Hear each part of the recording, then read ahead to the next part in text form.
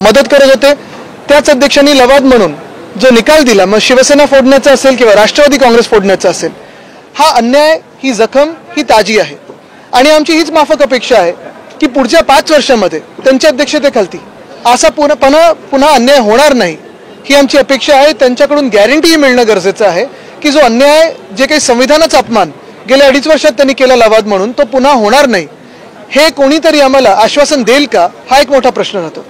तसंच आपण पाहताय, जो आनंद सोहळा किंवा कौतुक सोहळा चालला आहे, त्या कौतुक सोहळ्यात ठीक आहे, स्वतःचं कौतुक करू शकतात, इतर नेते गटनेते देखील अध्यक्षांचं कौतुक करतील, पण हे का बाजूला होत असताना बेळगावमध्ये जो मराठी माणसावर अन्याय होत आहे, कालपासून आपण पाहतोय वातावरण चिघळत गेलेलं आहे, काही आमच्या तिकडच्या कार्यकर्त्यांना अटका झालेल्या आहेत, हे सगळं जे होतं ते आम्ही पाहू शकत नाही। आणि कुठे ना कुठेतरी या सरकारने, जे ईव्हीएमचं सरकार महाराष्ट्रात आलेलं आहे, त्यांनी सांगावं, कारण मागच्याच वर्षी आम्ही जेव्हा आवाज उठवला होता तेव्हा त्यावेळीच्या घटनाबाह्य मुख्यमंत्र्यांनी सांगितलं होतं की बेळगाव ह्या परिसरात अधिकचा फंड देऊन, सोयीसुविधा देऊन तिकडच्या मराठी माणसांना न्याय देण्याचा प्रयत्न होईल, पण अजून ते कुठपर्यंत न्याय देऊ शकलेले आहेत?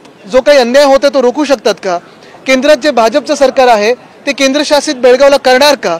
हा आज महत्त्वाचा प्रश्न आहे, त्याचं देखील उत्तर मिळणं गरजेचं आहे। त्यांचं म्हणणं की ते काँग्रेसचं सरकार असो ना, काँग्रेसचं सरकार असो किंवा भाजपचं सरकार असो, जेव्हा आम्ही भाजपसोबत होतो आणि तिथे भाजपचं सरकार होतं तेव्हा देखील आम्ही त्यांच्या विरोधात बोललो होतो, आणि आज जरी काँग्रेसचं सरकार असेल, सरकार कोणाचंही असलं तरी आम्ही मराठी माणसाच्या सोबत राहू, अन्याय हा सहन करणार नाही, ही ठाम भूमिका आमची आहे। आणि म्हणून त्यावेळी जी मागणी होती ती आज देखील आहे की बेळगावला लगेच केंद्रशासित केलं पाहिजे आणि त्यानंतरच पुढचा निकाल काही लागला पाहिजे।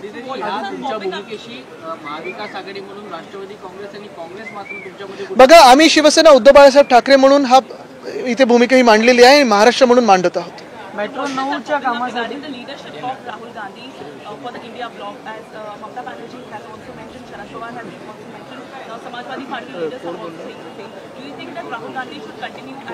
Look, I don't think that is a question.